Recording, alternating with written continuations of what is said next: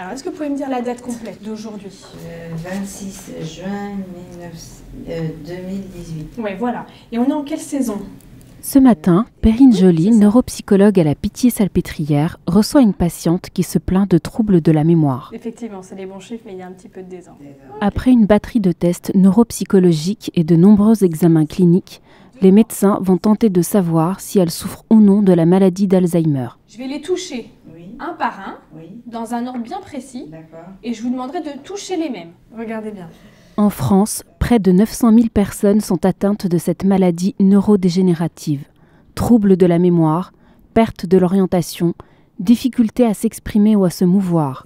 Des signes qu'il est parfois difficile de déceler car ces symptômes sont souvent minimisés par les patients et leurs proches et confondus avec ceux de la vieillesse.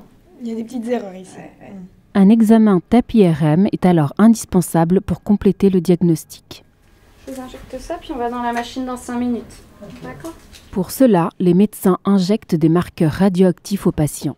Cette technologie très avancée d'imagerie médicale permet aux médecins de voir directement sur le cerveau les lésions causées par la maladie.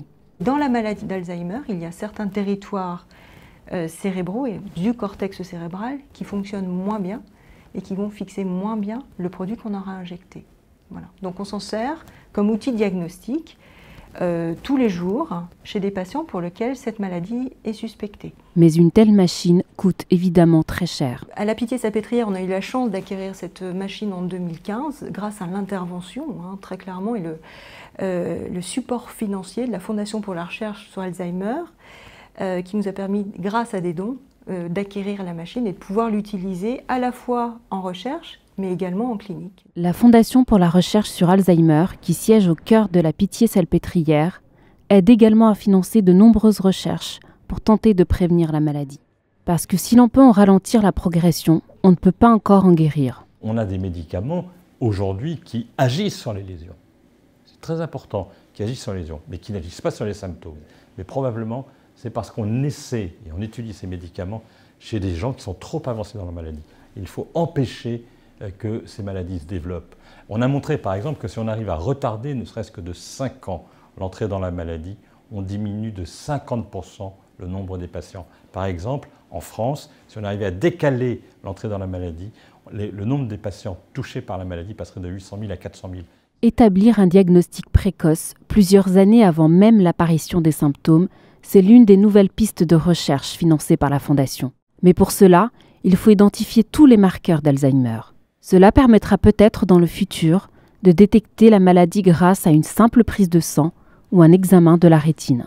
I would say it takes a couple of years, as usual, to bring this to the clinic. But once it's available, it could be, alongside the blood tests, a revolutionary new technology that is non-invasive, it's very cheap, and it's broadly available for everybody.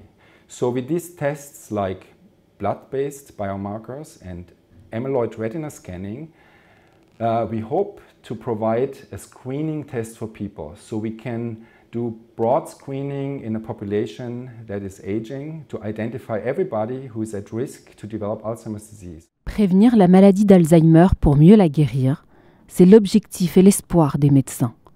Mais cela prendra encore de nombreuses années et beaucoup de moyens pour tenter de percer à jour tous les secrets de cette maladie découverte par le docteur Alois Alzheimer il y a plus de 100 ans.